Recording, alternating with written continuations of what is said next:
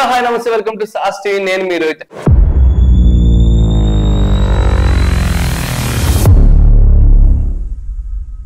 మన దాస్కా దమ్కి ఫలక్నామా దాస్ హీరో విశ్వక్సేన అన్న గురించి అయితే మనం ఇప్పుడు మాట్లాడుకోబోతున్నాం. ఒకప్పుడు అన్న తీసిన సినిమాలు అంటే యూత్ కి పడి చచ్చిపోయేవాళ్ళు. ఫలక్నామా దాసు, ధమాకా, హిట్ లాంటి మంచి మంచి సినిమాలు తీసి యూత్ లో అయితే మంచి పేరు అయితే తెచ్చుకున్నాడు. అలాంటి అన్న అయితే రీసెంట్ గా రిలీజ్ అయిన లైలా, దానికి ముందు రిలీజ్ అయిన మెకానిక్ రాకీ సినిమాలతో అయితే బీభత్సమైన ఫ్లాప్లు అయితే అందేసుకున్నాడు. దాంట్లో భాగంగానే లైలాకి అయితే మంచి ఎక్స్పెక్టేషన్స్ అయితే పెట్టుకున్నాడు.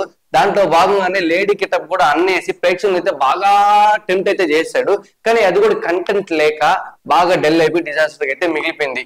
ఇంకా స్పీడ్ తగ్గింది అనే టైంలోనే అన్న మళ్ళీ కొత్త మూవీతో కల్ట్ అనే సినిమాతో మళ్ళీ ముందుకు వచ్చేసాడు.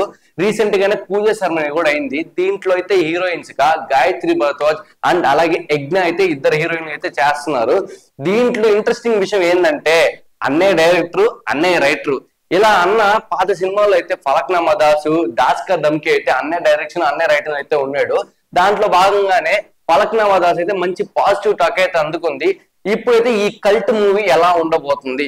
ఇంకోటి ఇంట్రెస్టింగ్ న్యూస్ ఏంటంటే ఈ సినిమానైతే జపనీస్, స్పానిష్, ఇంగ్లీష్ లో కూడా రిలీజ్ చేస్తున్నారంట. మన విశ్వక్సేన అయితే పాన్ ఇండియాకి అయితే ఈ సినిమాతో వెళ్ళబోతున్నాడు. ఇంతకీ మీరు చెప్పండి, విశ్వక్సేన అన్న ఈ సినిమాతో హిట్ కొడతాడా లేదంటే లైలా, మెకానిక్ రాకీ లాగా వెళ్తాడా? దీంట్లో ఇంకోటి ఏంటంటే కొత్త వాళ్ళకి 29 మంది కొత్త వాళ్ళు అయితే దీంట్లో ఎంట్రీ ఇస్తున్నారంట. విశ్వక్సేన అంత మంచోడా, కొత్త వాళ్ళకి అయితే ఛాన్స్ ఇస్తున్నాడు. మీరైతే చెప్పండి, ఈ సినిమా అయితే హిట్ అవుద్దా ఫట్ అవుద్దా? మన దాంట్లో కామెంట్ అయితే పెట్టేసింది. మరికొన్ని వీడియోలతో మళ్ళీ మీ ముందుకు వచ్చేస్తాను. అంతవరకు ఈ సాస్ టీవీని అయితే ఒక కన్నేసి ఉంచండి. ఉంటా, బాయ్ బాయ్.